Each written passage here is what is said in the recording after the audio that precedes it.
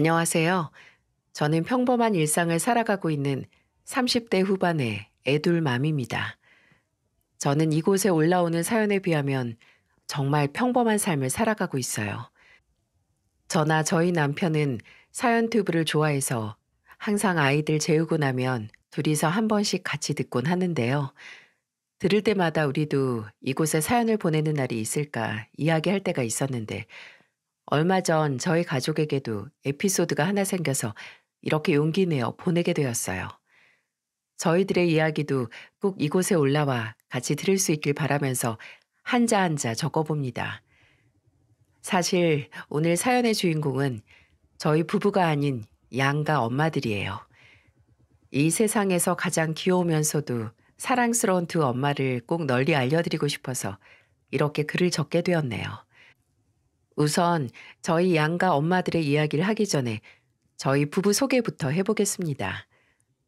우선 저와 남편은 지인의 소개로 만났어요. 남편은 주류 회사를 다니고 있고 저는 한 중견기업의 비서로 일을 하고 있었습니다. 첫 만남에서 남편은 주류 회사를 다니는 사람답게 술을 굉장히 잘 마시더라고요. 1차로 레스토랑에서 간단하게 밥을 먹고 2차로 술을 마시러 갔는데 첫 만남에서 그렇게 술을 많이 마시는 사람은 아마 우리 남편밖에 없었을 거예요. 놀라운 건 혼자서 거의 7병을 넘게 마셨는데도 술주정이 거의 없더라고요. 대신에 흥이 올라서 사람이 어찌나 유쾌해지는지 멀쩡할 때도 말주변 좋고 재미있는 사람이라는 생각을 했었는데 술에 취하니까 그렇게 잘 웃고 재미있는 사람인 거 있죠. 그래서 첫 만남부터 호감을 느끼고 연애를 시작하게 되었습니다. 연애는 2년 정도 했어요. 이 사람은 진짜 만나면 만날수록 낙천적이고 쾌활한 사람이라서 주변 사람들뿐만 아니라 저를 많이 웃게 해주었죠. 그래서 결혼하면 좋겠다는 생각이 들어 아예 결혼을 전제로 해서 만남을 이어갔고 2년의 시간 동안은 서로의 본가에도 자주 놀러 갈 만큼 깊은 관계를 유지했답니다.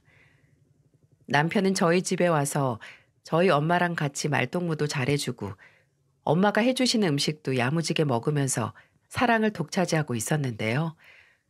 오죽하면 결혼도 하기 전인데 엄마가 남편을 우리 사위라고 부르며 많이 의지했을 만큼 정말 잘했습니다. 물론 저도 시부모님께 잘했고요.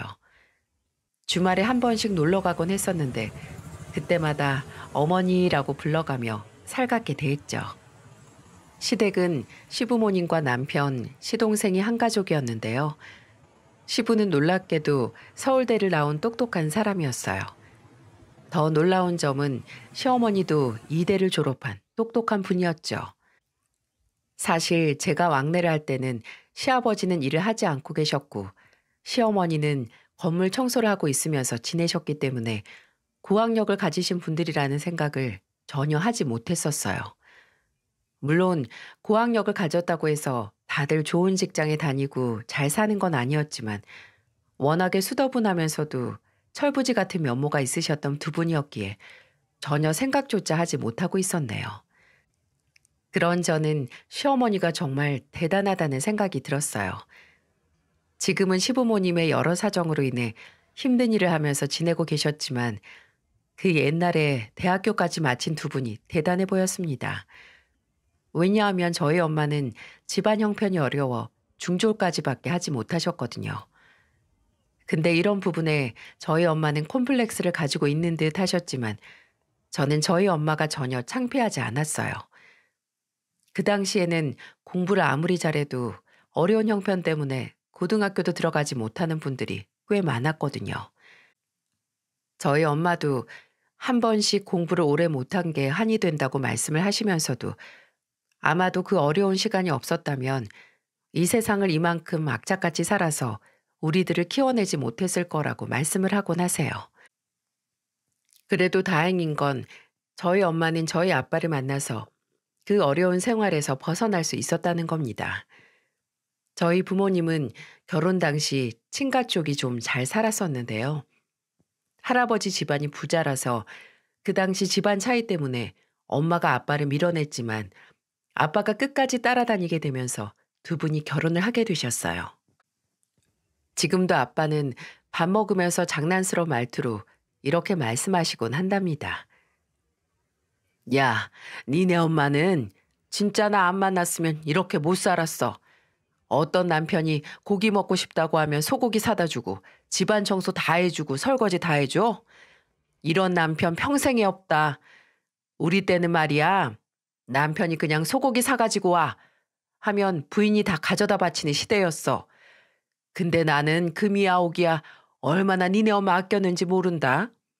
아주 그냥 절을 해도 모자라.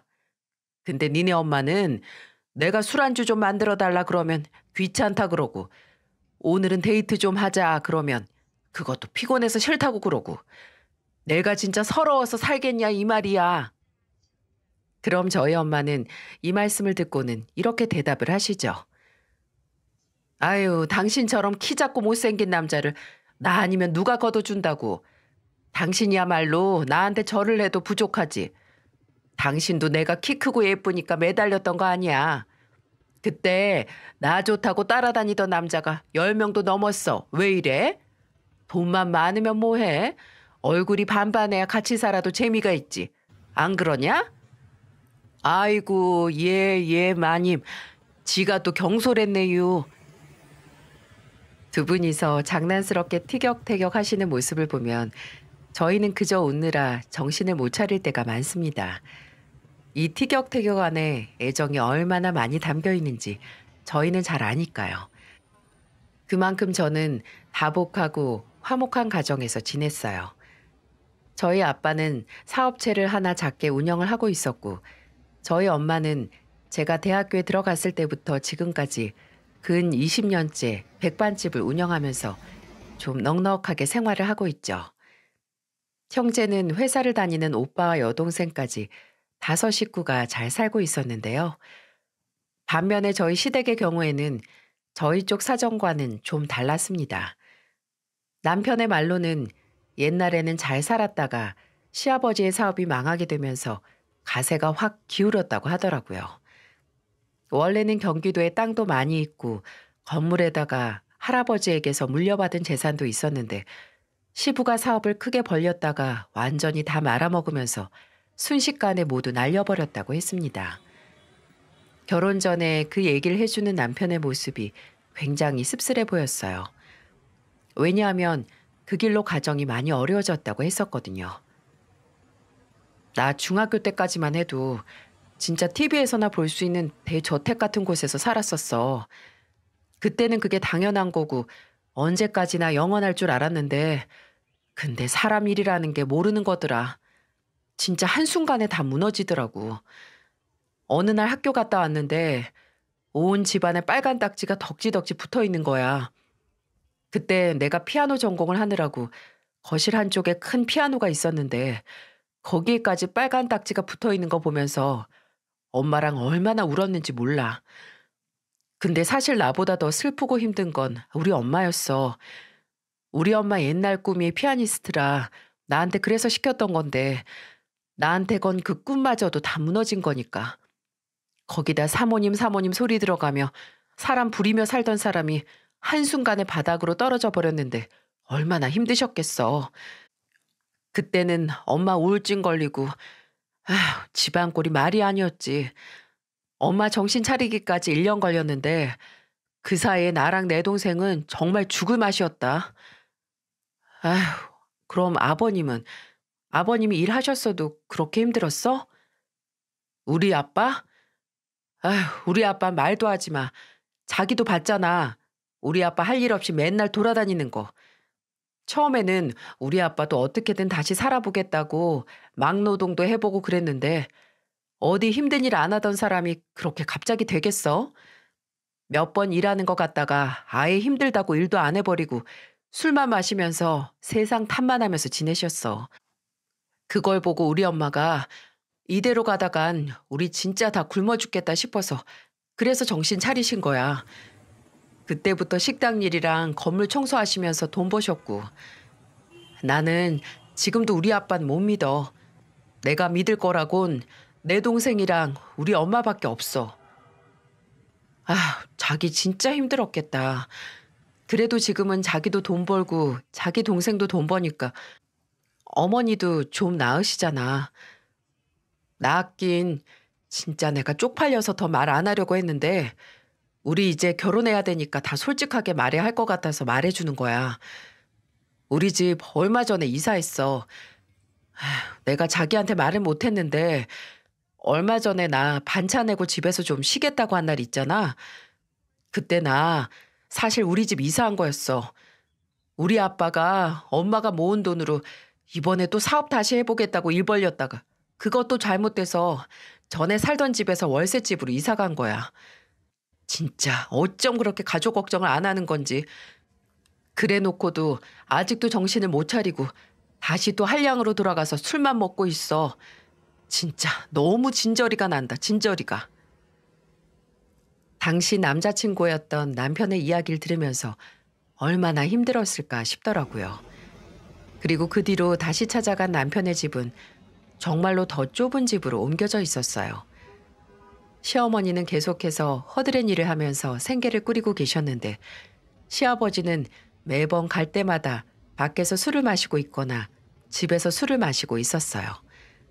그래도 시아버지는 사람은 참 좋으셔서 매번 제가 갈 때마다 은정이 왔냐?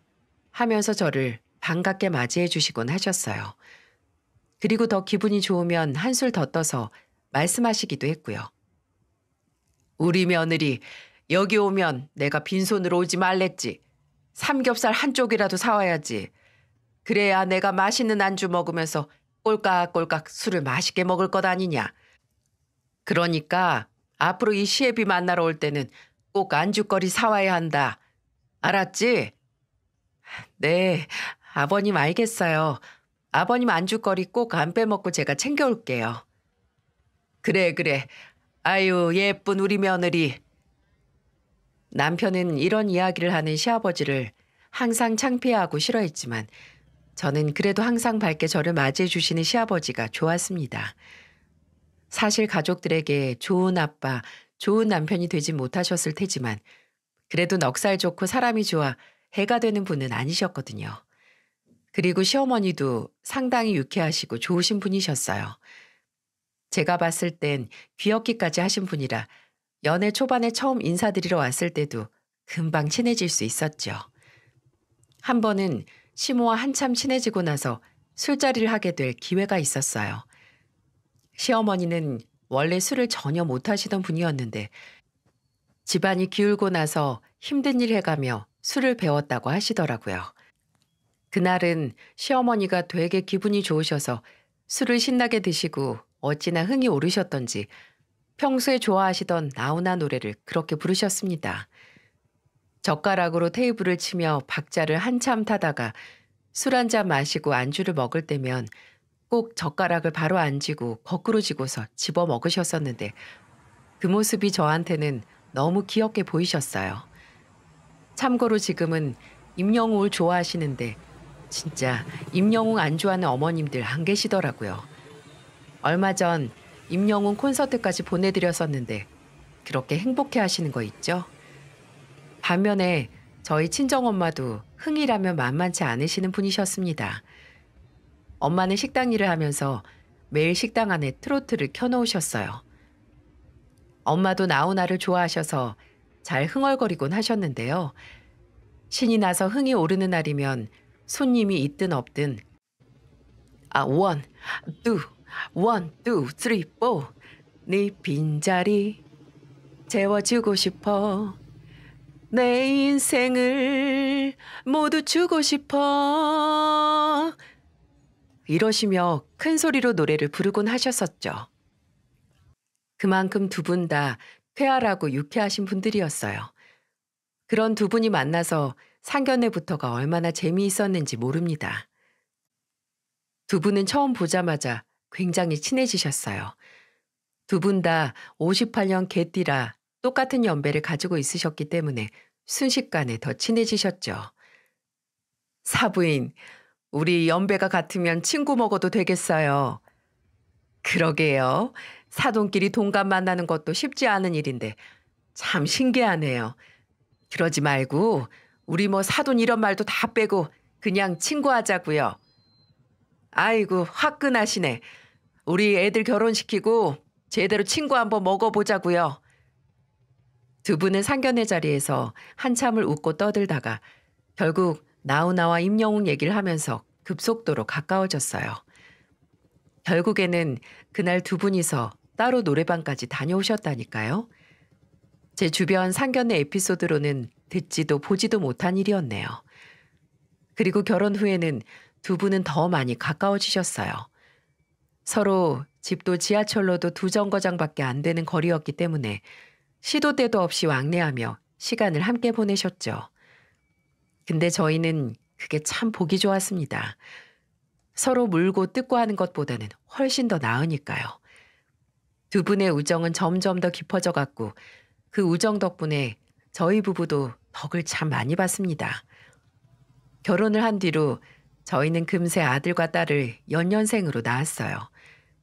양가는 우리 아이들을 보면서 많이 행복해 하셨고 그 행복은 쭉 이어질 줄 알았습니다. 하지만 우리 집에 불행이 찾아오게 되었어요. 잘 크고 있던 첫째에게 희귀병이 생기게 된 것입니다. 첫째가 어린이집을 다니던 시기였는데 어느 날 갑자기 숨을 쉬기 어려워하고 배뇨장애와 안면마비가 일어나 버리는 거 있죠. 그때는 정말로 세상이 무너지는 것 같았습니다.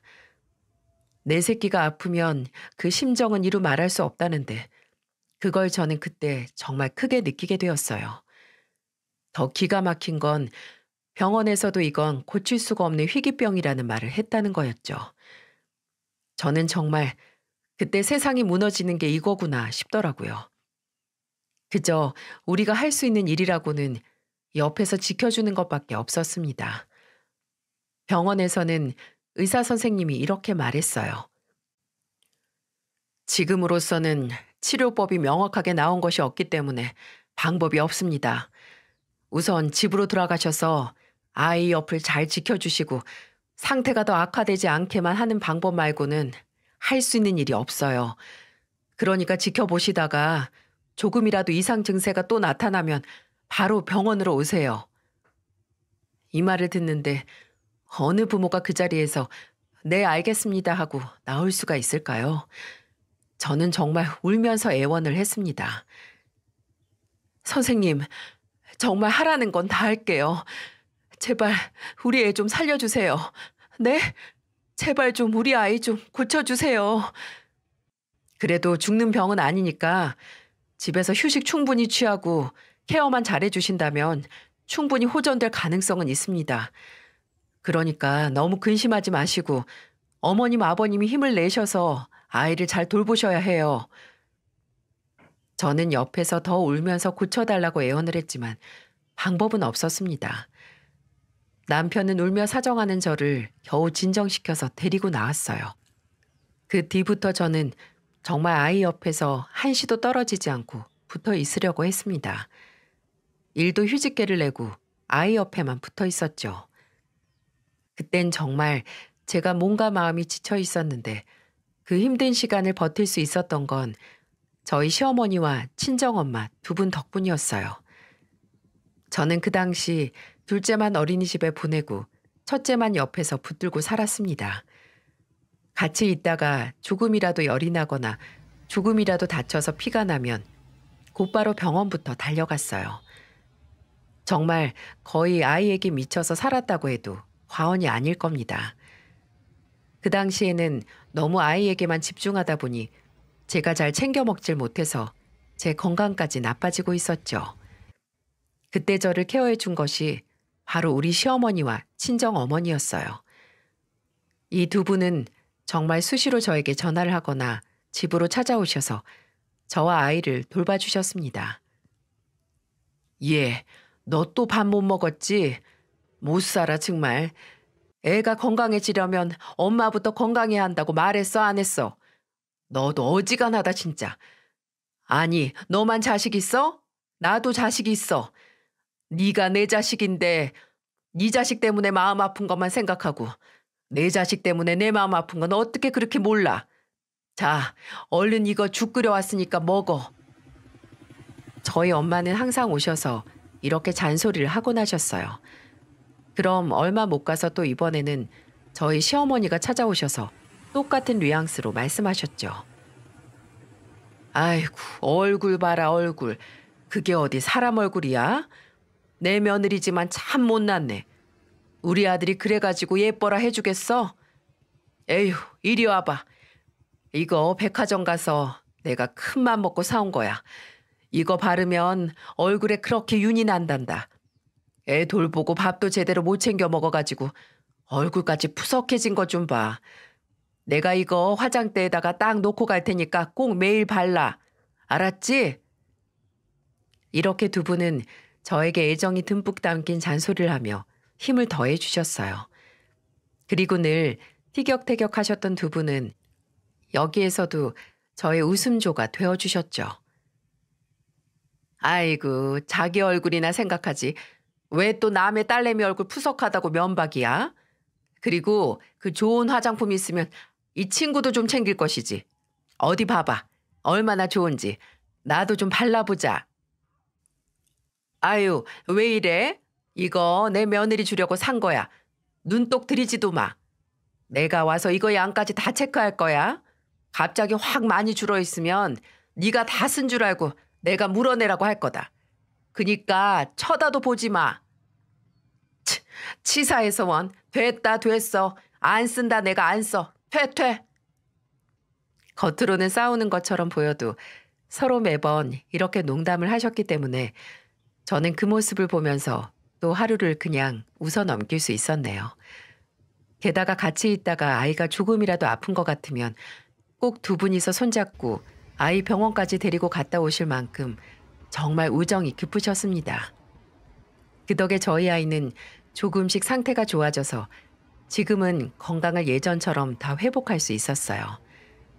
저는 이 공을 전부 저희 시어머니와 친정엄마께 돌릴 수 있을 정도로 힘든 시간을 함께 해주셨습니다. 그 이후로 두 분은 힘든 시간을 같이 보내면서 더 깊은 우정이 생겼는지 나날이 더 가까워져 갔어요. 그리고 저희 가족은 이분들의 티격태격하는 모습을 보면서 늘 웃었는데요. 이 두 분은 하도 티격태격해서 싸우기도 많이 싸우셨어요. 옆에서 보면 저희 남편은 그렇게 안절부절 하더라고요. 근데 보면 다 유치한 것들이라 저는 그저 귀엽습니다. 몇 가지 재미있는 에피소드를 들려드리자면 저희는 결혼 후부터 매년 김장을 양가가 다 모여서 같이 했어요. 근데 이 시어머니와 친정엄마는 서로 취향이 달라도 너무 달라 매년 부딪히기 일쑤였죠. 결혼 후 첫 해에는 이미 두 분이서 친해질 대로 친해진 상황이었는데 김치를 같이 담그기로 하셨으면서 첫날부터 김장 방법 때문에 부딪히셨어요.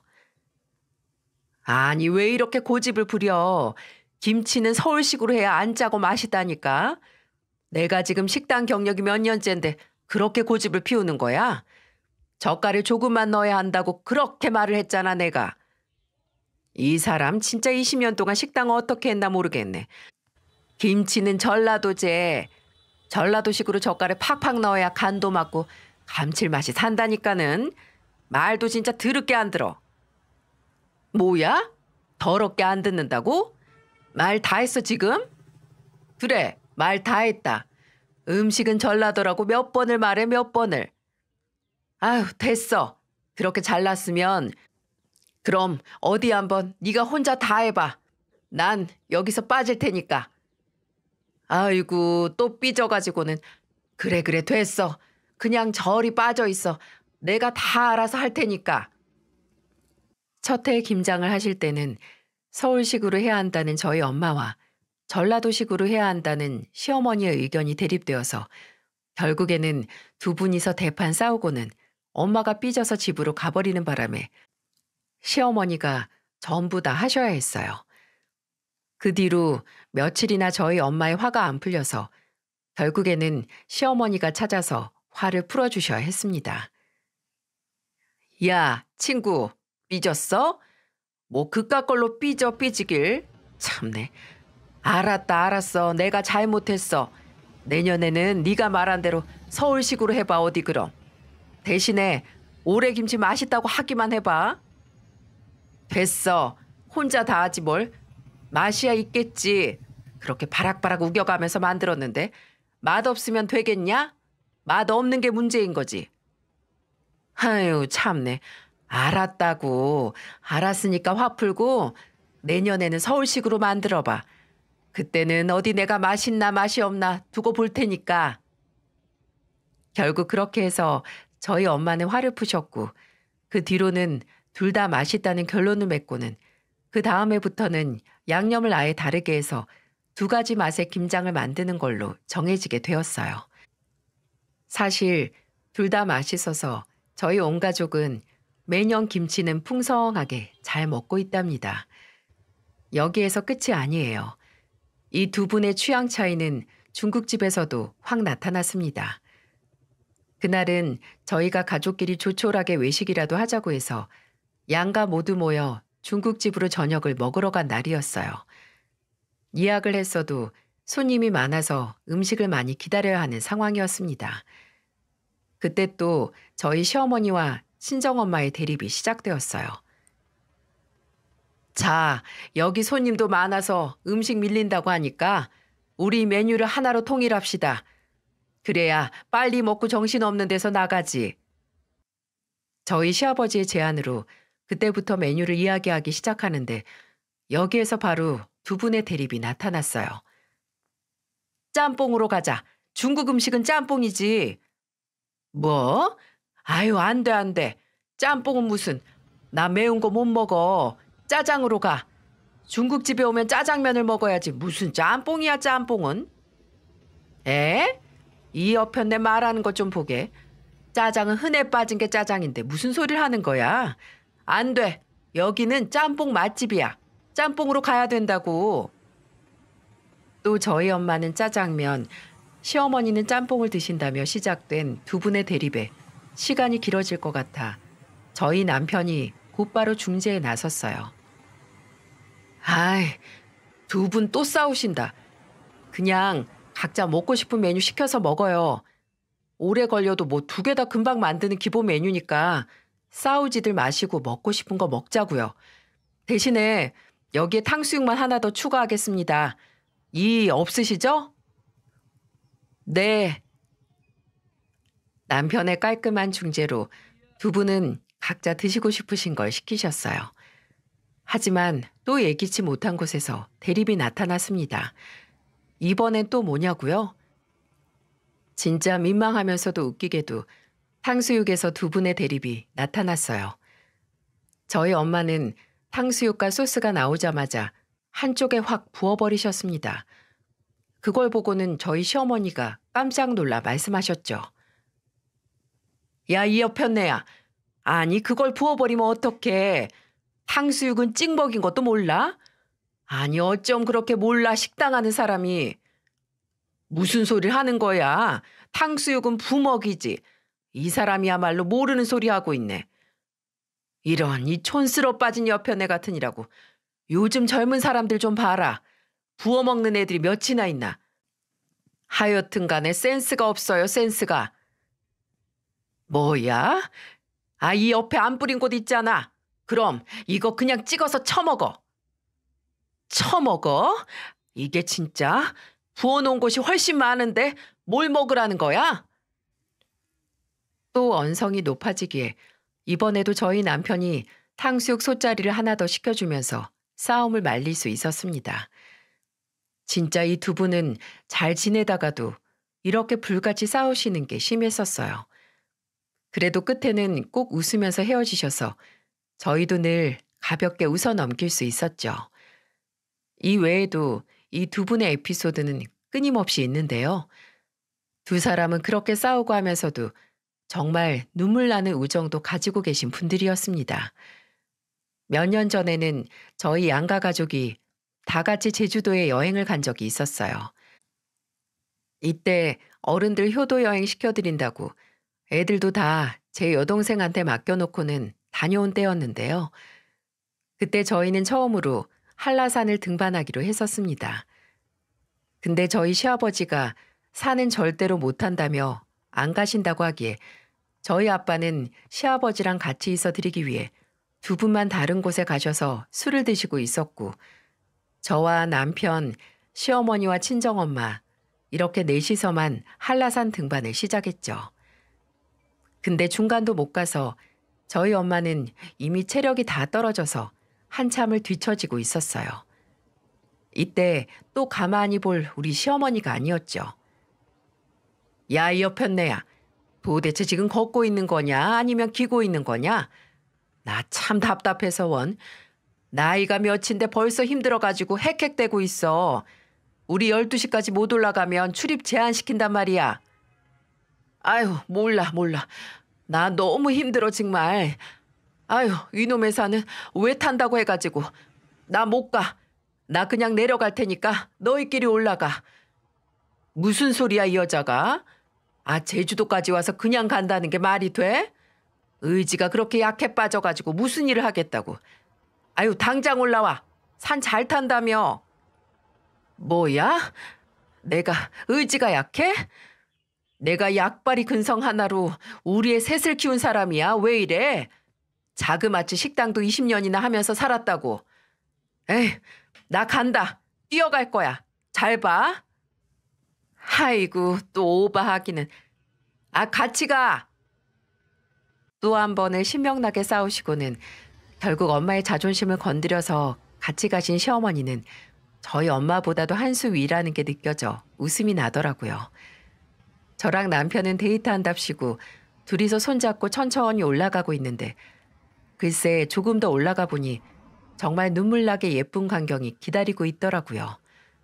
그 광경은 한라산의 멋진 배경이 아니었습니다. 바로 어머니들의 모습이었죠.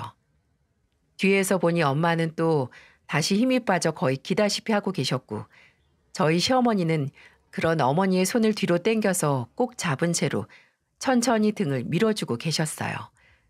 그러면서 이렇게 말씀을 하시더라고요.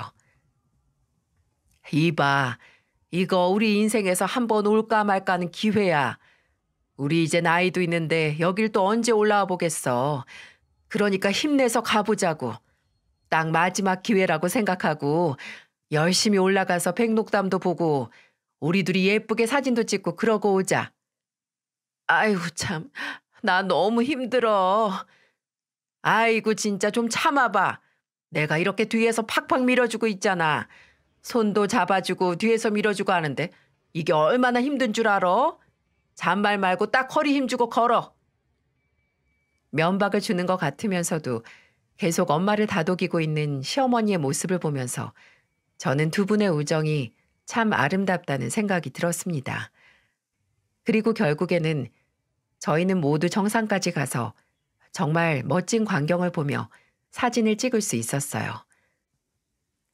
와, 내가 한라산을 다 올라오다니 나도 이 나이에 할 수 있구나 진짜.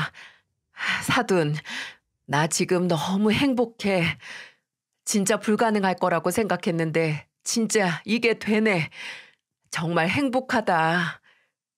거봐, 내가 뭘 했어. 넌 앞으로도 나만 믿고 쭉 따라오면 돼. 나만 따라오면 자다가도 떡이 생긴다니까. 아이고 또 띄워줬더니 우쭐해서는. 알았어.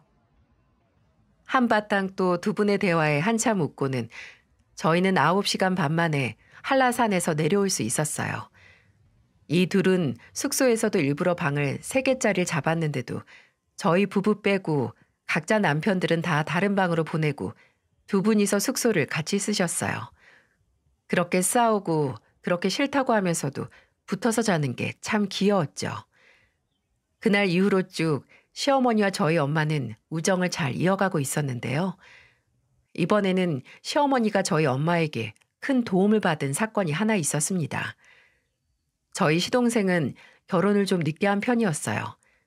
직업이 교도관이었는데 연애를 안 한 건지 못 한 건지 오랫동안 여자친구를 안 사귀다가 어느 날 갑자기 결혼을 하겠다고 하더라고요. 하지만 여기에서 우리 시댁 쪽에서 걱정을 많이 했습니다. 왜냐하면 시아버지가 사업이 잘 될 때까지만 해도 결혼식에 올 인맥이 많아서 성대하게 치를 수가 있었을 텐데 지인들이 다 끊기는 바람에 얼마 없었기 때문이었죠. 그래서 저희 때도 남편 쪽은 사람이 많이 오질 않아서 저희 쪽 사람들이 다 가서 자리에 앉고 그랬었어요. 시부는 그걸 많이 창피했고 시동생도 똑같은 상황을 맞이할까봐 걱정이 이만저만이 아니셨습니다. 그때 구세주가 나타났는데 그게 바로 저희 엄마였어요. 저희 엄마는 우선 시동생 결혼식에 축의금을 무려 300만 원이나 하셨어요. 게다가 사람이 얼마 안 올까 걱정이라는 시아버지 말에 엄마가 같이 놀러 다니는 모임이 있었는데 그 모임 친구들 7명에 그들의 남편들, 그리고 그날 같이 올 수 있는 자식들까지도 다 끌고 오라고 사정을 하셨더라고요. 그 결과로 엄마 지인만 해서 17명이 와서 시댁 자리를 채워주었어요. 이게 워낙에 인상 깊어서 저는 아직까지도 그 인원을 정확하게 기억하고 있습니다. 알고 보니 결혼하기 한 달 전부터 준비를 하셨나 보더라고요. 이걸 안 시어머니는 울면서 저희 엄마를 꼭 껴안으며 말씀하셨어요. 한사돈, 정말 고마워. 정말 고맙네. 내가 이 은혜는 절대로 잊지 않을게. 내가 꼭 갚으면서 살 거야. 정말 고마워. 아유, 민망하게 왜 이래? 언제는 이 옆편 내야 하면서 막말할 땐 언제고. 아이고, 됐어. 결혼식 잘했으면 된 거지 뭘. 그래도 고마운 걸 어째. 내 진짜 이 은혜는 평생 잊지 않을게. 두 분 다 마음은 또 여리셔서 울면서 말씀을 하시는데 저희 온 가족이 그 모습을 보면서 감동을 받았습니다. 그 이후로도 두 분의 따뜻한 우정은 계속되었어요. 90세가 넘은 저희 외할머니가 아프실 때는 시어머니가 식당 일을 하는 엄마를 대신해서 외할머니의 병환을 지극정성으로 돌봐주셨어요. 그 뒤로 돌아가신 이후에는 장례부터 발인까지 전부 다 시간을 함께 해주셨고요. 요즘 같은 세상에 사돈끼리 이런 진한 우정을 나누는 사람들이 있을까 싶어 저는 두 분이 정말 귀했습니다. 그렇게 7년의 시간이 흐르면서 저희 가족은 더욱 돈독해지는 듯 했어요. 하지만 7번째 되는 설날에 처음으로 두 분에게 큰 사건이 터지고 말았습니다. 정말 철통 같았던 우정이 한순간에 깨져버리는 순간이었죠. 그게 바로 작년 일입니다. 저희는 명절에 한 번씩 잘 모여서 밥을 먹곤 했는데 그날은 연휴가 길어 양가 집안이 전부 다 우리 집으로 모였을 때였어요. 다 같이 모여서 아구찜과 소고기를 구워 먹으면서 새해 덕담과 함께 즐거운 시간을 보내고 있었죠. 이때까지만 해도 저희 시어머니와 친정엄마도 사이가 좋았어요. 이봐 친구, 올해도 우리 재미나게 살아보자. 우리 둘이 여행도 좀 가보자고 올해는. 아 좋지. 요즘은 해외로도 많이 간다는데 우리 여자들끼리 똘똘 뭉쳐서 해외도 가고 하자. 평소와 마찬가지로 사이가 좋았던 이 두 분의 사이는 그로부터 3시간 뒤에 틀어지고 말았어요. 한참 술을 마시던 시어머니는 취기가 오르면서 또 기분이 업되었는지 평소 안 하시던 농담을 세게 하기 시작하셨어요. 야, 친구야. 근데 너 중학교밖에 안 나왔잖아. 그렇게 가방끈이 짧아가지고 원 바깥사돈 같은 멋진 남편을 어떻게 만났대? 제주도 좋아 참말로. 너는 진짜 복받은 여자다. 복받은 여자야. 아니, 근데 왜 공부를 그렇게 짧게 했대? 공부를 못했나? 딱 보니까 공부를 못했을 것 같아. IQ가 몇이야? 설마 한 자릿수 아니야? 아니, 장난이 너무 심한 거 아니야? 그만해. 술이 왜 이렇게 취했어? 무슨 술이 취해? 지금 딱 좋은데. 내가 봤을 때 우리 나이 때 물론 중졸이 좀 있긴 했지만 그래도 그게 쉽지 않은 얘긴데 말이야. 공부를 오죽 못했으면 중학교밖에 못 나왔을까. 근데 내가 보니까 가끔씩 같이 있다 보면 좀 띨띨할 때가 있더라고. 아니 음식값도 제대로 계산 못하고 할 때 있잖아. 그때 보면 딱 IQ 한 자릿수라니까. 우리 손주들, 너희들은 외할머니 머리 절대로 닮으면 안 돼. 머리는 딱 날 닮아야 한다. 이 할미는 대학교까지 나왔어. 내가 바로 그 유명하다는 이대 나온 여자야. 그니까 중학교만 나온 외할머니 말고 이 할미 머리 꼭 닮아라. 엄마는 이때 손주들까지 끌어들이니까 완전히 빡쳐서 완전히 예상 밖의 행동을 하시고 말았습니다.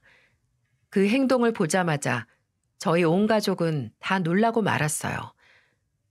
엄마는 시어머니 말에 열이 받아서는 얼굴이 울그락불그락해진 채로 눈앞에 있던 상추를 시모 얼굴에 확 던져버렸습니다. 그 행동에 저희 시어머니 역시 놀라고 말았어요. 팍! 시어머니는 엄마가 던진 상추에 깜짝 놀란 나머지 의자까지 뒤로 젖혀져 넘어질 뻔했습니다. 아마 옆에 있던 남편이 붙잡아주지 않았으면 시어머니는 그대로 넘어져서 뒤통수를 그대로 박았을 거예요. 엄마, 왜 그래? 왜 시어머니한테 상추를 던져? 아니, 해도 너무하잖아. 이 여편네가 지금 나 가방끈 짧은 걸로 이렇게 손주들 앞에서까지 놀려대는데 내가 참아야 돼? 참아야 되냐고. 이 여편네야. 할 소리가 있고 안 할 소리가 있는 거지. 이게 뭐 하자는 거야 지금? 아니, 장난이잖아. 장난 가지고 왜 이래? 가방끈이 짧아서 장난도 개념 없이 받아들이는 거야 뭐야? 너 내가 가방끈 짧은 게 그렇게 한인 거 알고 있으면서 그러면서도 그걸 장난삼아 얘기를 해? 그래, 너 가방끈 길어서 좋겠다. 근데 가방끈 긴 게 지금 그 꼬락서니로 살고 있냐? 어? 월세방 살고 남의 건물 청소나 하면서 살고 있는 주제에 어디다가 내 가게 운영하면서 돈 버는 사장한테 덤비길. 나는 가방끈이 짧아도 지금 36평 전세에 다달이 관리비 내면서 사는 사람이야. 월세 내는 수준하고는 차원이 다르다고. 흥, 그래, 나 월세 산다. 이대 나오고 대학교 나왔는데도 남편 하나 잘못 만나가지고 인생 말아먹고 월세 산다 왜? 나도 지긋지긋해. 월세방 지긋지긋하다고. 근데 뭐? 내가 이렇게 살고 싶어서 이렇게 살아? 나도 잘 살고 싶어. 너만큼이나 살고 싶다고. 근데 남편이란 놈은 일은 안 하고 허구한 날 안팎으로 술이나 처먹고 다니지. 나는 결혼하고 나서 주부로만 있어서 어디 받아주는 것도 없지. 그런 내가 어딜 들어갈 수 있었겠어. 나는 건물 청소도 감지덕지했어. 알아? 네가 그걸 아냐고. 그래도 나는 남의 건물 청소하면서 살았어도 쥐꼬리만큼 적은 월급 받고 살았어도 내 자식들 대학 보내고 장가 보내고 다 했다고. 내가 그동안 얼마나 악착같이 살았는데 내가 얼마나 열심히 살았는데 네가 지금 그따위로 말해? 가방끈 짧은 게 어때서? 네가 봐도 지금 대학 나온 나랑 삶이 이렇게 차이가 나는데 그깟 학력이 뭐라고. 너야말로 진짜 내 치부를 건든 거야. 알아? 나 진짜 너한테 실망이다. 나는 진짜 장난이었다고. 시어머니는 말을 하면서 서러웠는지 그 자리에서 주저앉아 엉엉 울기 시작했습니다. 이때부터는 전세가 역전되었어요.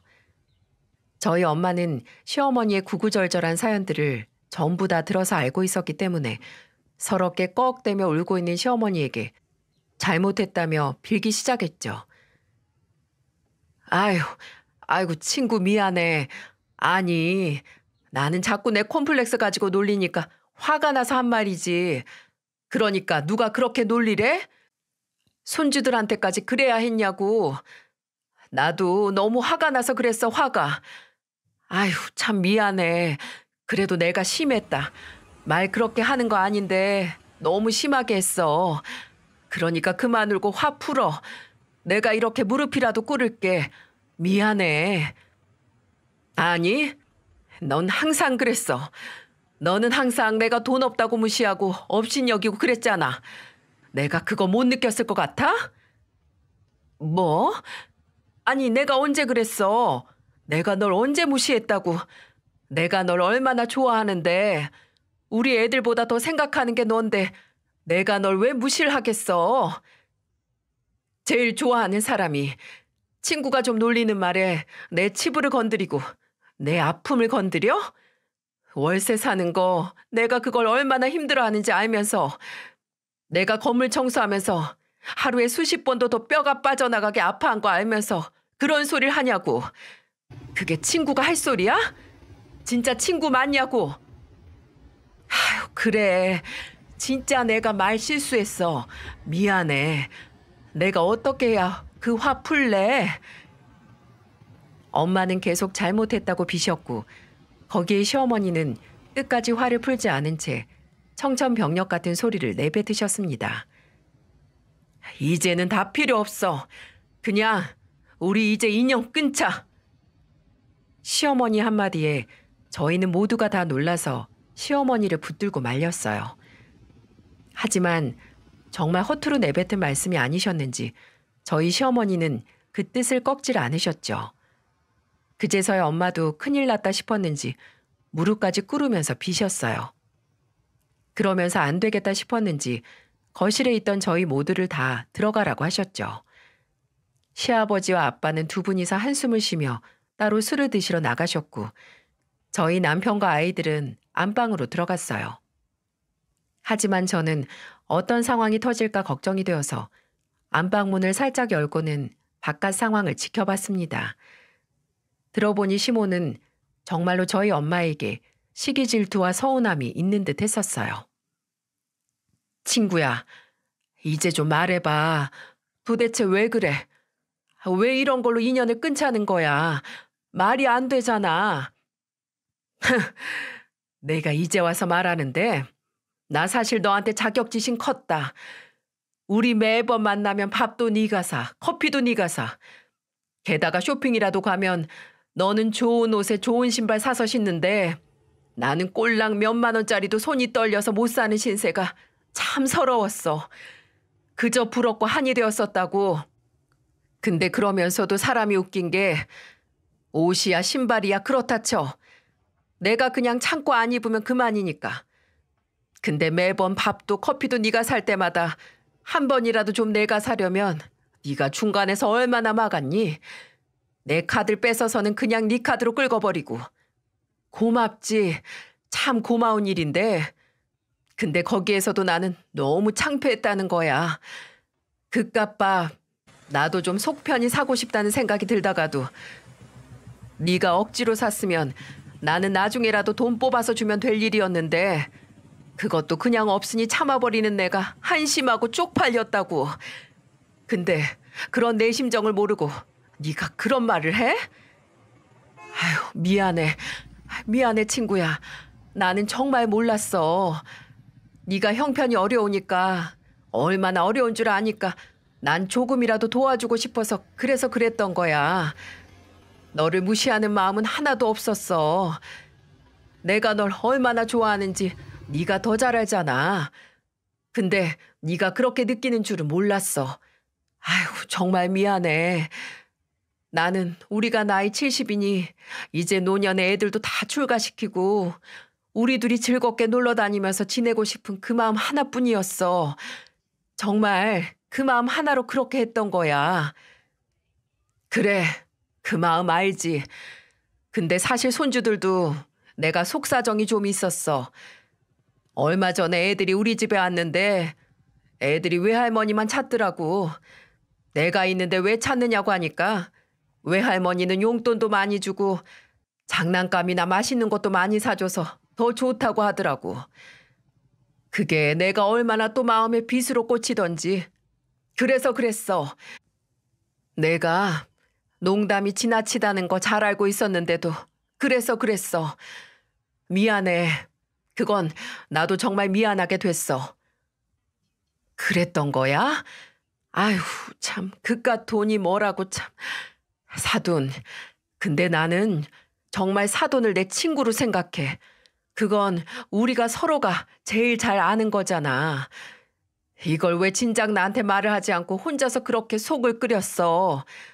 앞으로는 나도 행동을 좀 조심할게. 내가 너무 나 편한 대로만 생각해서 이렇게 된 것 같아. 아니야, 아니야, 사돈. 나야말로 미안하고 고마워. 오히려 고마운 게 더 많지 뭐. 내가 심했어. 나도 정말 미안해. 그래, 우리 둘 다 이제 정말 잘해보자고. 이 노년에 우리 둘 아니면 서로 누가 놀아줄 거야. 안 그래? 그래, 그래, 사돈. 사돈 같은 사람을 어디서 또 만난다고. 두 분은 한창 서로 깊은 이야기를 하다가 결국에는 같이 울면서 서로를 꼭 껴안으며 묵은 감정을 풀어내셨어요. 저와 제 남편은 안방에서 이 이야기를 들으면서 얼마나 울었는지 모릅니다.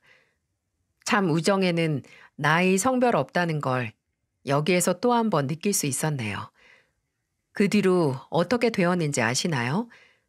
다시 이 두 분은 옛날에 친했던 때로 돌아가셨어요. 이번에는 저희가 시어머니께 고생하는 게 마음이 아파서 그 다음부터는 시어머니께는 용돈을 따로 드리게 되었어요.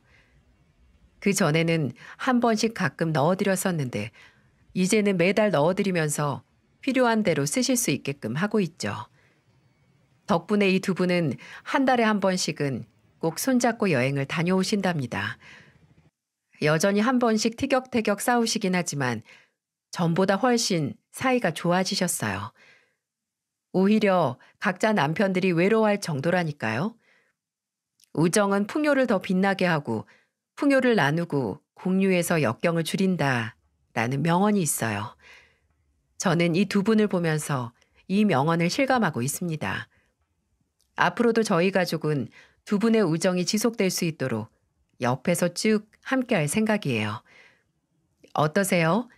이만하면 저희도 사연튜브에 사연 보낼만 한가요?